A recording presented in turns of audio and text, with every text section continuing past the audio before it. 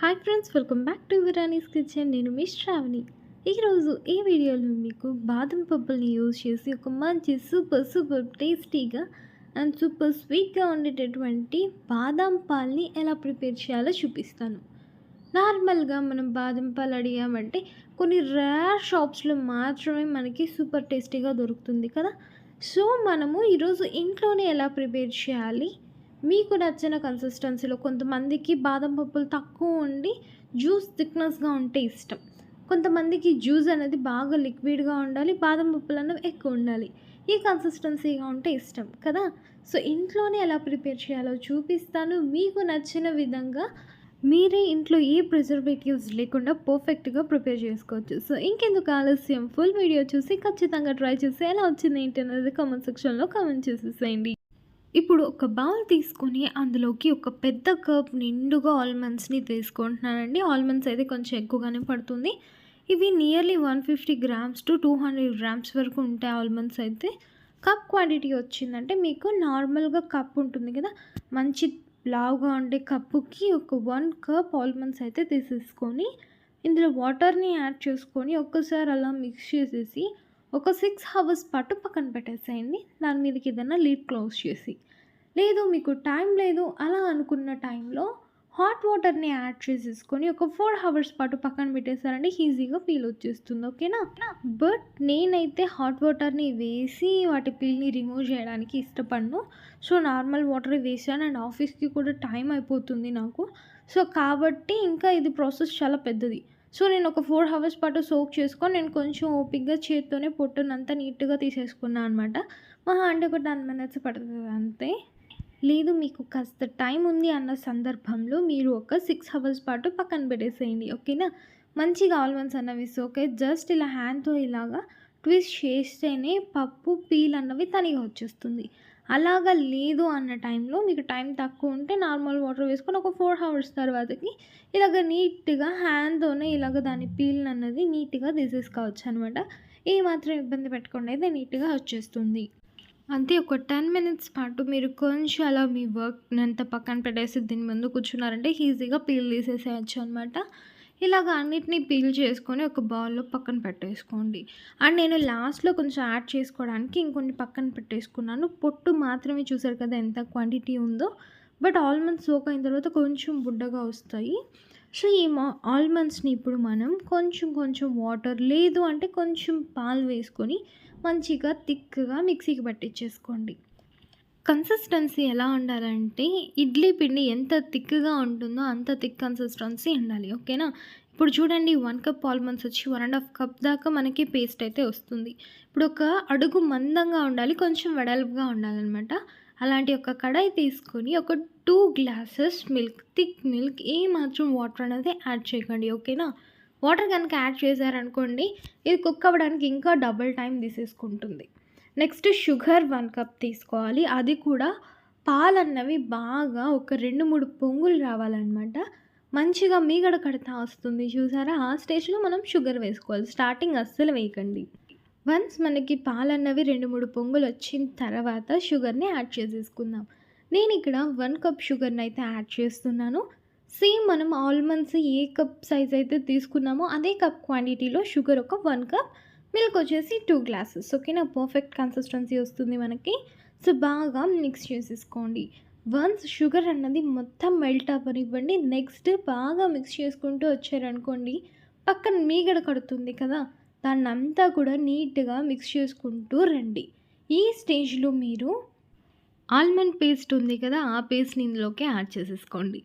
ఎప్పుడురా అంటే మిల్క్ అన్నది బాగా గట్టి పడుతూ ఉంటుంది చూసారు కదా, బాగా మీగడ కడుతూ ఉంటుంది చూడండి. ఆ కన్సిస్టెన్సీలో షుగర్ అంతా మెల్ట్ అయిపోయిన తర్వాత ఆల్మండ్ పేస్ట్ అన్నది ఇందులోకి వేసేసుకొని మొత్తం మిక్స్ అయ్యే విధంగా మిక్స్ చేసేసుకోండి. వేసేసి అలా పక్కన వెళ్ళిపోకుండా మొత్తం మిక్స్ చేసుకుంటూ రావాలి. మిల్క్లోకి మొత్తం ఈ ఆల్మండ్ పేస్ట్ అన్నది మొత్తం మిక్స్ అయ్యే విధంగా మిక్స్ చేసుకుంటూ ఉండండి. అండ్ మనకి మిక్సీ జార్లో కొంచెం ఆల్మండ్ పేస్ట్ ఉన్నది అలాగే ఉండిపోతుంది కదా, దానికి కావాలంటే కొంచెం వాటర్ యాడ్ చేసుకొని అలాగా వేసేసుకోవచ్చు, ఏం పర్లేదు.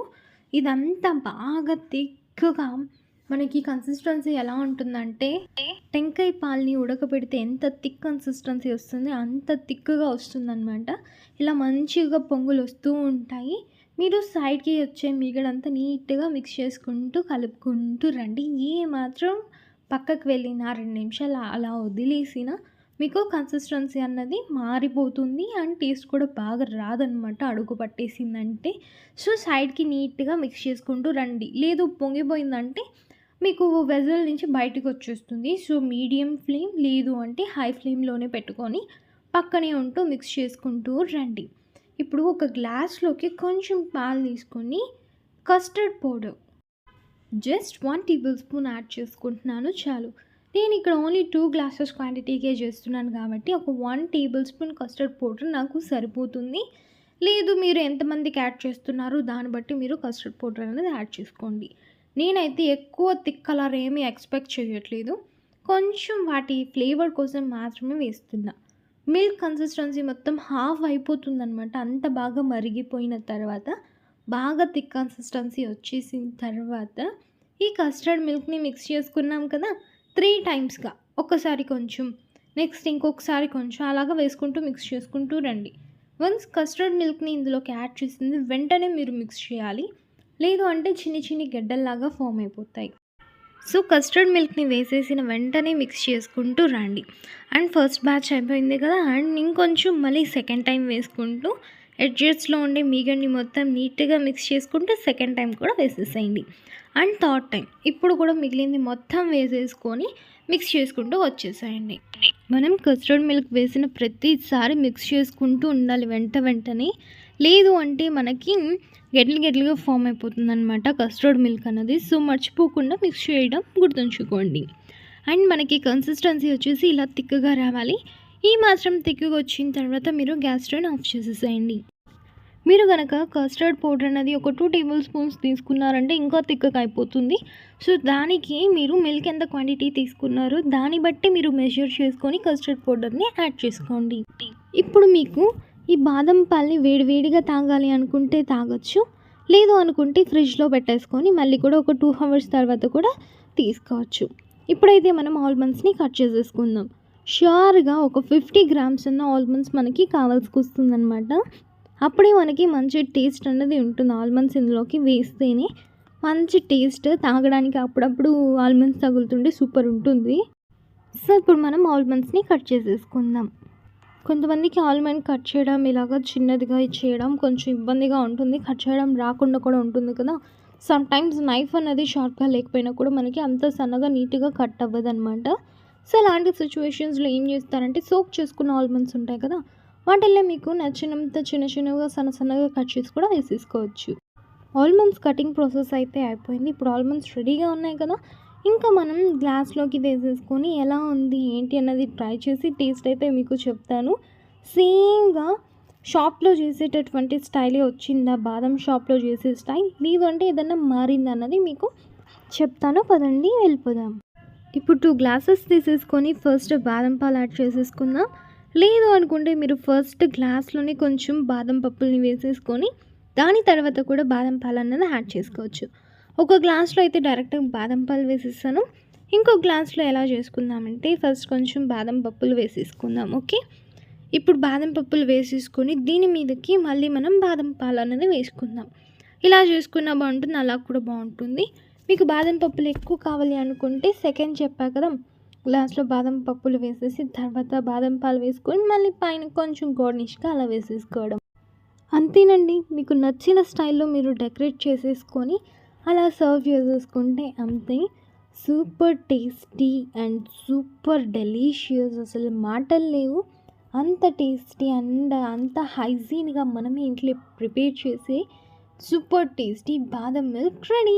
ఎలా ఉంది? ఏ ప్రిజర్వేటివ్స్ లేకుండా మీరు దీన్ని డీప్ ఫ్రిడ్జ్‌లో పెట్టేసుకున్నారంటే ఒక 2 డేస్ పాటు స్టోర్ చేసుకోవచ్చనమాట. నచ్చిందా మరి? నచ్చితే ఖచ్చితంగా ట్రై చేసి ఎలా వచ్చిందో ఏంటో అన్నది కామెంట్ సెక్షన్‌లో కామెంట్ చేయండి. అండ్ కొంతమంది బాదం పాలు చాలా థిక్‌గా వచ్చేసింది ఫ్రిడ్జ్‌లో పెట్టిన తర్వాత అంటారు కదా! వాళ్ళు ఏం చేస్తారంటే ఒక 2 ఐస్ క్యూబ్స్ అందులో వేసేసుకొని ఒకసారి అలా మిక్సీ పట్టించేసుకోండి. పర్ఫెక్ట్ కన్సిస్టెన్సీ వచ్చేస్తుంది. టేస్ట్ అయితే చాలా చాలా అదిరిపోయింది. మళ్ళీ మళ్ళీ ట్రై చేయాలనిపిస్తుంది. మీరు కూడా ట్రై చేసి ఎలా ఉందో చెప్పేసేయండి.